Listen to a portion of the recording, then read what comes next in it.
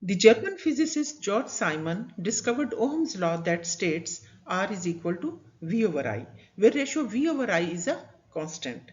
V is the voltage applied across a piece of material such as a wire. I is the current through the material. R is the resistance of the piece of material. SI units of voltage, current and resistance are volts, amperes and ohm respectively. We use symbol omega to describe ohm. Now, ohm is the resistance of a component when a potential difference of 1 volt is applied across it that drives a current of 1 ampere through it. Unlike Newton's laws of motion, Ohm's law is not a fundamental law of nature, but it is only a statement of the way certain materials behave in electric circuits. It must be noted here that the current that a battery can push through a wire is analogous to the water flow that a pump can push through a pipe.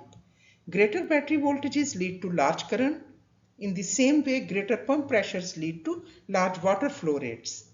The concept of resistance can also be understood in a similar way. Now, apart from the pump pressure, the flow rate is also determined by the length and diameter of the pipe. Longer and narrower pipes offer high resistance to the moving water and lead to smaller flow rates for a given pump pressure.